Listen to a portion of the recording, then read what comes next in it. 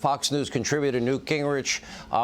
You have been steadfast in terms of predicting that this environment that Republicans are now running in, the fact that Democrats have nothing positive to run on, that they're now back to the old scare seniors, Republicans are going to take away your Social Security and Medicare. To me, that's a sign of desperation. Let's walk through what you see, what you predict, what's going to happen on Tuesday night.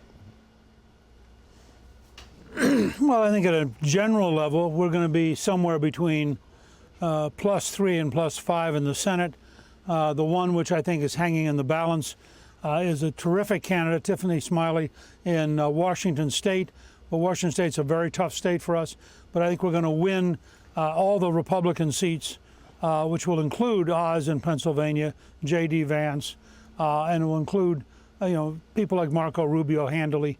And we're going to keep the seat in North Carolina and in Wisconsin with Ron Johnson. Then I think we're going to pick up Baldock, almost certainly is going to win in New Hampshire as people go out and fill up their heating oil tanks for the winter. The price shock is enormous, and Hassan is a very, very weak senator. I think we're going to pick up the seat in Georgia, Nevada, where we have Adam Laxalt.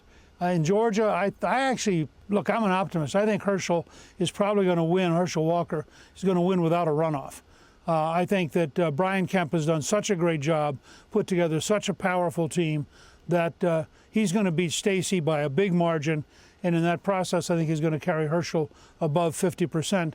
And then I think, frankly, Blake Masters is going to win in Arizona, where you have in Kelly somebody who pretends to be a moderate, but in fact has consistently favored more IRS agents over more Border Patrol.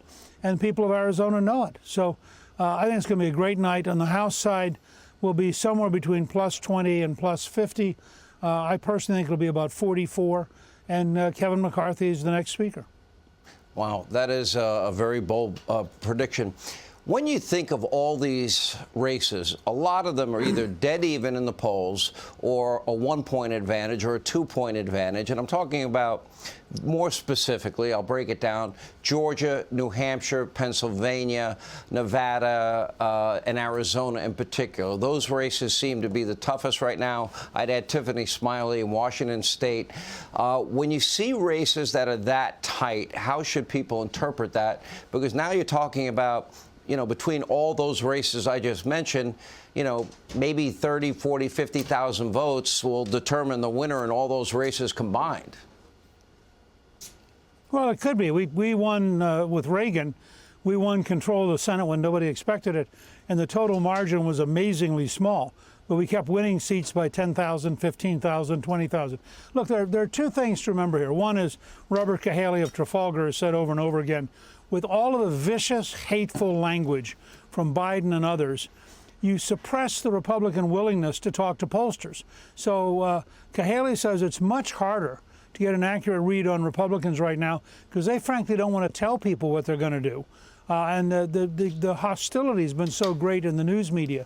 So one, the polls are almost certainly undercounting Republicans. Two, as I just did a newsletter that goes out from Gingrich 360 today, this is going to be a hard weekend for the Democrats. People are going to go fill up their gas tank. They're going to go and go to the grocery store. They're going to watch the evening news. The normal weekend carnage in Chicago, the murders in New York. I think by the time it's over, almost nobody who's currently undecided is going to decide to vote Democrat. So you can take, if a Democrat's below 51 or 52%, I personally believe they're probably gone. And I see so you show me a 46-47 race, and the Democrat seems to be ahead by 1. No, that Democrat's at 47. They're probably behind 53-47. Because I think all the final votes are going to go against the Democrats.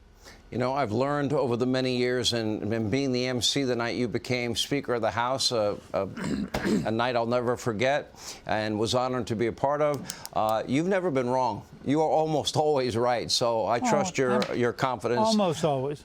Almost always, but very consistently, you give a very objective analysis. We'll be watching. Speaker Gingrich, thanks for being with us. Hey, Sean Hannity here. Hey, click here to subscribe to Fox News YouTube page and catch our hottest interviews and most compelling analysis. You will not get it anywhere else.